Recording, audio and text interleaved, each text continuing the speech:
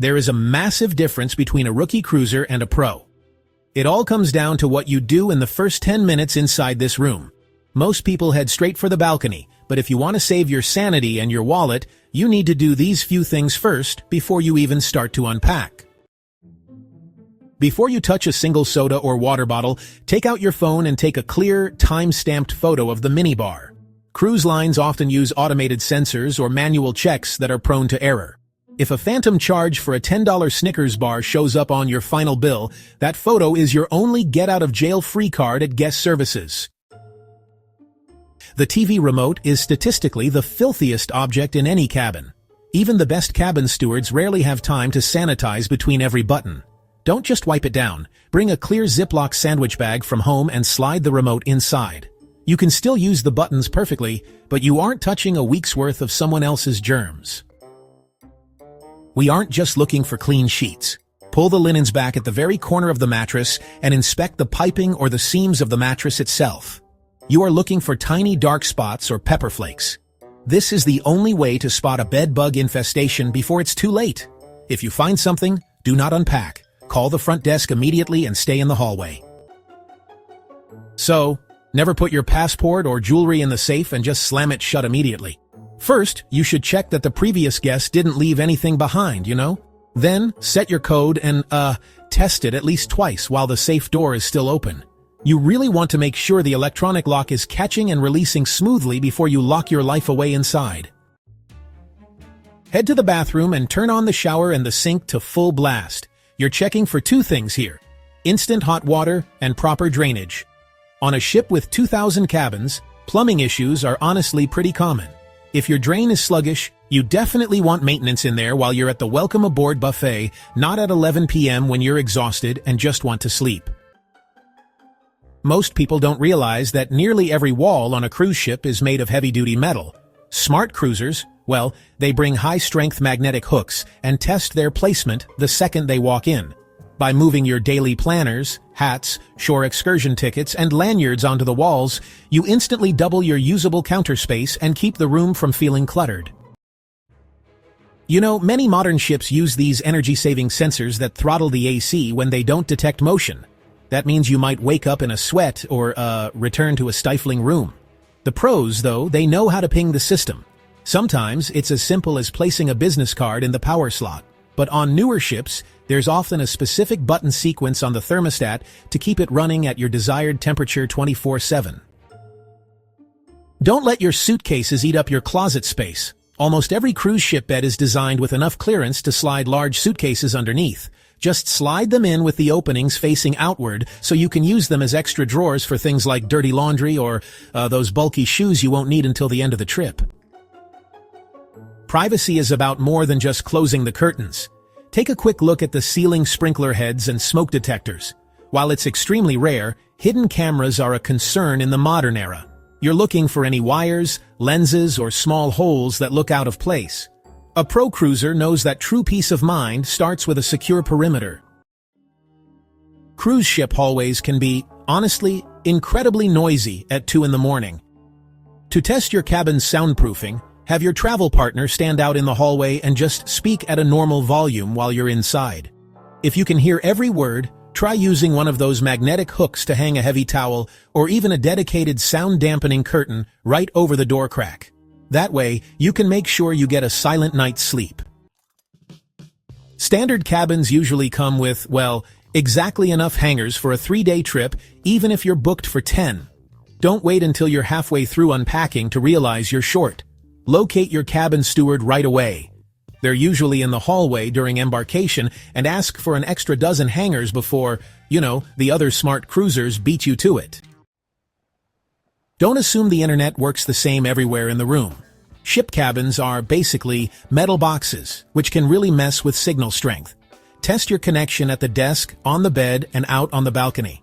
If you find a sweet spot, that's where you'll want to set up your charging station or do your browsing just to avoid that mid-upload frustration. Cruise lines have pretty strict rules against surge protectors because of fire risks on a ship's unique electrical grid. So plug in your cruise-approved non-surge power strip immediately. This way, all your devices, from CPAPs to tablets, have a dedicated spot. If you wait until later and realize your strip was confiscated at security, you'll be fighting for the 1 or 2 outlets available in the entire room. Digital muster drills are, really convenient, but they don't teach you muscle memory. After you watch the video on the app, physically walk the route from your cabin to your assigned muster station. Make sure to note any narrow hallways or stairs along the way. In a real emergency, knowing the path without looking at your phone is honestly the mark of a true pro. While cruise lines are pushing everyone toward their apps, technology fails. Ask your cabin steward for a printed copy of the daily planner immediately. Having a physical copy means you can plan your day without worrying about phone battery or spotty Wi-Fi, and it serves as a reliable backup when the app inevitably glitches during peak times. Cruise cabins get incredibly dark at night, especially inside rooms. Instead of fumbling for blinding overhead light and waking up your partner, plug in a small motion sensor nightlight in the bathroom or near the floor. It provides just enough light to navigate safely at 3 o'clock in the morning without ruining your sleep mode. Your cabin steward is the most important person on the ship for the next week. Don't wait until day 3 to meet them. Find them in the hallway during embarkation, introduce yourself by name, and give them a small handshake tip right away. State your specific needs clearly, whether it's extra ice every evening, 2 sets of towels, or a specific time you'll be out of the room. Setting this relationship early ensures you get pro-level service while everyone else is still waiting in line. Don't settle for the standard pancake pillows if you have back or neck issues. Cruise ships actually carry a variety of pillow types, from firm foam to soft down, but they have a limited supply. So, request your preferred type from your steward in those first 10 minutes. If you wait until after the first night of bad sleep, well, the good pillows will already be in other smart cruisers' cabins. If you have a balcony, check the seal immediately. Close the door and listen closely. If you hear a faint whistling sound, the rubber gasket is likely worn or the latch is misaligned.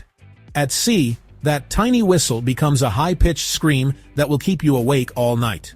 Also, make sure the child safety lock at the top is functional, so the door doesn't slide open during heavy swells. Cruise ship cabin doors are incredibly heavy and are designed to close automatically, but they often don't latch fully on their own. Get into the habit now. Every time you leave the room, don't just let it swing shut. Pull the handle until you hear and feel a solid click. Many thefts on cruise ships aren't break-ins. They're simply people walking into rooms where the door didn't quite catch. Most people head straight to the buffet after boarding. It's familiar, fast, and open. But I've learned that skipping it on day 1 is one of the smartest moves I can make. The buffet is always the busiest spot on embarkation day. Crowded lines, packed tables, and not the most relaxing welcome aboard meal. Instead, I head to the main dining room, or a specialty restaurant if it's open. It's quieter, calmer, and the service is better. And while I'm enjoying lunch, I get a few critical things done. If I'm on fixed dining, I check my table, and if I don't like it, I ask the maitre d' to change it early, while options are still open. I also take this chance to discuss dietary needs if needed. Gluten-free, vegan, allergies, you name it. And here's a bonus. While others are fighting for buffet seating, I'm already planning my cruise around what I need, not what's left. It's easy to get excited and just start wandering the ship. But smart cruisers? They head straight to their cabin. Why? Because this is your chance to fix any issues before the rush hits. I check everything right away. Is the room location okay? Is the balcony view obstructed? Are the beds set up correctly? Does the air conditioning work? I test the lights, the safe, the outlets, even the pillows. If something's wrong, I flag it to the cabin steward immediately. They'll be much more responsive before they're swamped with every other guest on the ship. If there's a real problem, like noise, layout, or a maintenance issue, I go to guest services early, before the line starts snaking through the atrium. And yes, I lock up my valuables in the safe, then take quick photos of the cabin while it's still clean. That way, I start my cruise organized, not already behind. Embarkation day can feel chaotic, unless you've already done your homework. That's why I pre-book everything I can before I board. I'm talking drinks packages, Wi-Fi, spa treatments, excursions, specialty dining, the works. Why?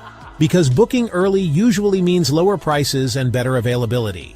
Plus, it frees up my first day on the ship. While others are waiting in lines to reserve dinner or scramble for internet, I'm already enjoying my vacation. And when I do need to make changes, it's easier to tweak a plan than build one from scratch. Smart cruisers don't waste day one on logistics. They get it all sorted before the ship leaves port. Embarkation day can get rocky fast if your bags don't show up when you expect them. That's why I always pack a carry-on bag with the essentials I can't afford to lose. I ask myself, if my main luggage vanished, what would I absolutely need to get through the day? Or even the entire cruise? For me, that's medication, passport, credit cards, cash, phone, chargers, camera gear, and that's about it. If I had to, I could buy the rest on board or in port. But without those items, I'm in serious trouble. And here's the second part of this rule. Never pack anything you're not allowed to bring. Sounds obvious, but I've seen people get pulled aside for things like extension cords, full-size irons, or too much alcohol. Worse, some even try to sneak on drones, only to end up wasting time at security. Avoiding these items keeps your bags out of trouble, and you out of the embarkation day penalty box. Here's something most people don't realize. Embarkation night is the best time to book a specialty restaurant. Why? Well, because it's often cheaper and definitely quieter. While everyone else crowds into the buffet or main dining room, I'm enjoying a relaxed, high-quality meal without the chaos. No wait times, no noise, just great food and attentive service. Some cruise lines even offer discounts on specialty dining for night one to encourage early bookings. It also gives me the perfect chance to kick off my trip with something memorable, instead of waiting until later in the cruise. And if I decide I want to try another restaurant later on, no problem. The staff is available and flexible on day one. Smart cruisers skip the scramble and start with the steakhouse. Right after lunch, before I even think about exploring, I switch my phone to airplane mode. Why? Because your phone might silently connect to the ship's satellite network. And that means massive roaming charges. I've heard horror stories of people racking up hundreds in fees just by leaving their phone on. Once airplane mode is on, I set the time zone manually to match the ship's time. Why not auto-update? Because your phone might switch to local port time instead of ship time, and that can mess with your schedule in a big way. If you're not on ship time, you could easily miss events. Or worse, miss the ship when it departs. So now, airplane mode goes on early, time zone gets set manually, and I avoid both the panic and the bill. The smartest thing I do before embarkation day, I always arrive at least one day early, especially for long-haul cruises. It's not glamorous, it's not exciting, but it's the single best insurance policy you can give your trip. On my Panama Canal cruise with Oceania, a storm swept across Europe and canceled my flight just hours before takeoff. If I had planned to arrive the same day as the cruise, I would have missed the ship. But because I built in that buffer day, I had time to find another flight, and still arrived early. Booking a hotel for the night before might feel like an extra expense. But trust me, it's cheaper than missing the cruise altogether. Smart cruisers never cut it close. I thought I was prepared. I had every single document I needed, check-in QR code, all saved on my phone. But then I got to the cruise terminal, and the Wi-Fi didn't work. Suddenly, I couldn't pull up anything. That moment taught me a hard lesson. Always have offline access to your documents. Now, before I travel, I do two things. First, I print paper copies of everything, just in case. Second, I create a folder on my phone with all my cruise docs saved for offline use. Dropbox, Google Drive, even the Files app, whatever works for you. Just make sure you can open everything without needing a signal, because nothing kills excitement faster than fumbling with a dead screen at check-in. If you're cruising with kids, there's one thing you absolutely need to do on embarkation day. Register them for the Kids Club. Don't wait until the second day. Don't assume it's automatic. Go early, right after lunch if possible, because spots fill up fast, especially for younger age groups. It's quick, it's easy, and it gives your kids a chance to get familiar with the space before it gets crowded. And if you're planning to book babysitting or nighttime programs, do it now, while the schedule is wide open. Waiting even a few hours can mean fully booked sessions and disappointed little cruisers. A smooth first day for your kids? That's a smoother cruise for everyone. After I've settled in, handled dining, and checked off my must-dos, now it's finally time to explore. But I don't just wander aimlessly. I explore the ship with a plan. Why? Because I've been on cruises where I didn't discover the best lounges or quiet spots until day 5. And by then, it's too late. I use the ship map in my cruise card holder, the app, or join a guided tour if one's offered. I always look for tucked-away spaces, adult-only decks, cozy observation lounges, spa areas, or shaded outdoor seating. And if the ship has premium areas like the retreat or sanctuary. Embarkation Day is your one chance to walk through and see if it's worth the upgrade. After today, access is restricted. Plus, the ship's still quiet, so it's the perfect time to snap some great photos before it gets crowded. Smart cruisers explore early, so they cruise better all week long. After all the unpacking, planning, booking, and exploring, there's one thing I never skip on Embarkation Day: the sail-away party. It's more than music and drinks. It's the official start of your cruise. The moment the ship pulls away and the horn sounds, it all sinks in. You're finally off. No more to-do lists, just ocean and adventure ahead. It's also where I get a first look at the entertainment team, spot familiar faces, and sometimes meet people who'll become cruise friends for life. If you're feeling a little overwhelmed by the day, this is where it melts away. Grab a drink, find a rail with a view, and take in the moment. It's what all that planning was for, and it's absolutely worth it. You'd think a buffet is the easiest part of your cruise. Just grab a plate, pile it up, and enjoy the view. Right? Not exactly. What seems like a simple, relaxing meal can go downhill fast. There are unspoken rules. There are rookie mistakes. And yes, some choices could even ruin your day. You might waste money, upset other guests, or worse, make yourself sick. And the craziest part? Most cruisers don't even realize what they're doing wrong. In this video, we're breaking down the cruise buffet traps no one talks about, so you can enjoy every meal without the regret. You see that pitcher of water at the buffet? Looks harmless, right? But unless it's labeled purified or bottled, skip it. Tap water on cruise ships isn't always filtered to the standards you might expect back home.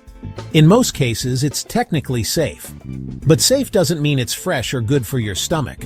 Older plumbing systems, unfamiliar minerals, and in some cases, that water sat in a tank for days. If you have a sensitive system or any gut health issues, you do not want to find out the hard way, especially not on day 2 of your 7-night dream vacation. Play it safe, grab bottled water, or stick to drinks you know were filtered, like the iced tea or coffee. Your stomach and your cabin toilet will thank you. That bread roll might look soft and fresh, but if you're tempted to just grab it, stop. This isn't your kitchen, it's a shared buffet, with hundreds of hands passing through every hour. Even one person skipping the tongs can ruin it for everyone.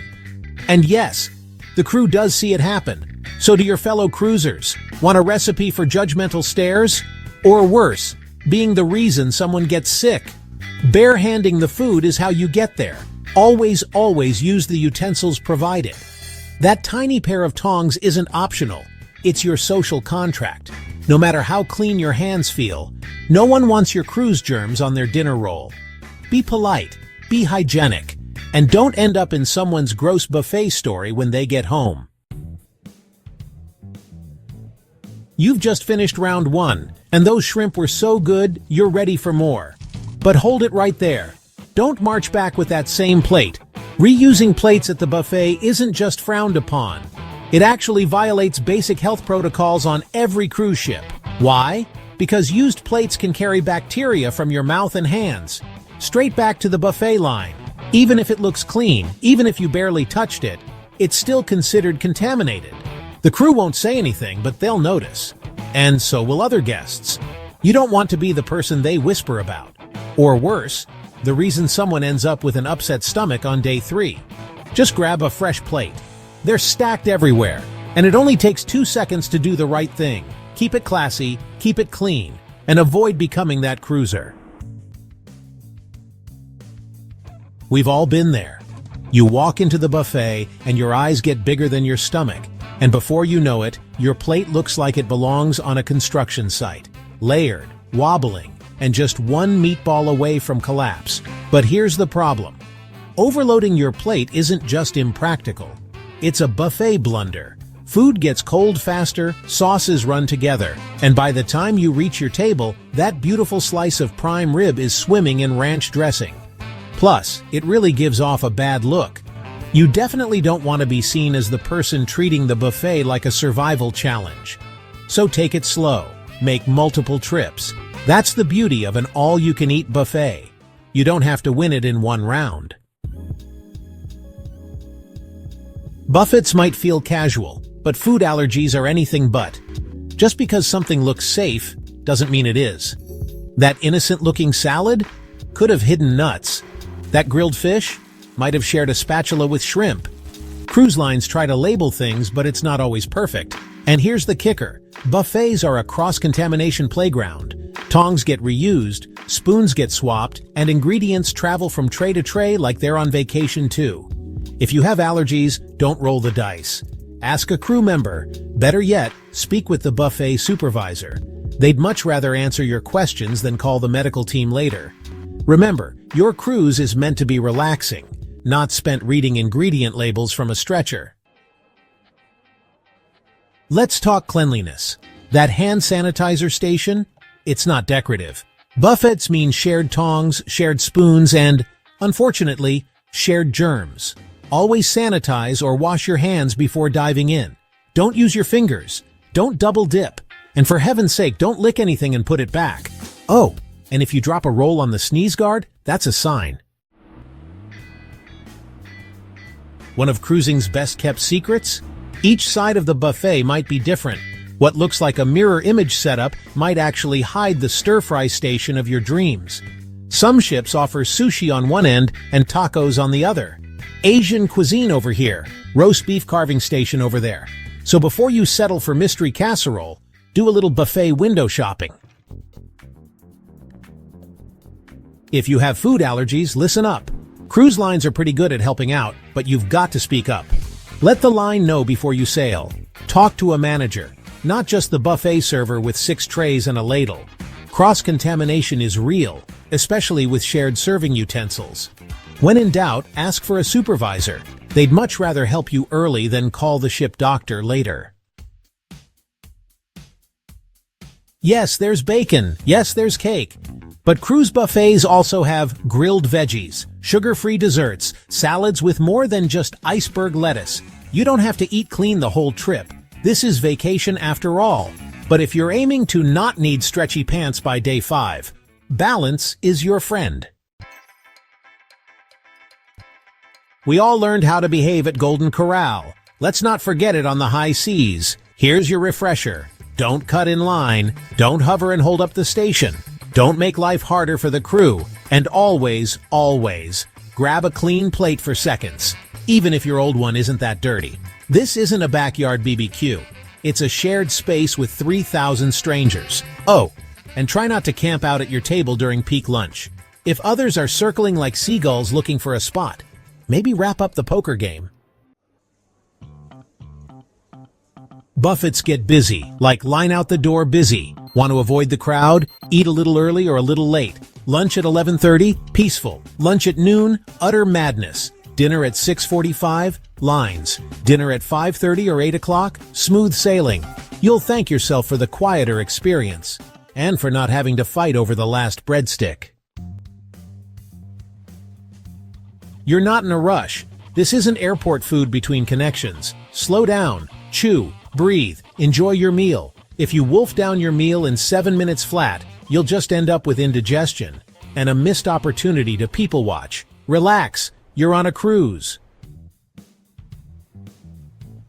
I hate to be the fun police, but your wet swimsuit and no shirt look, not Buffett approved.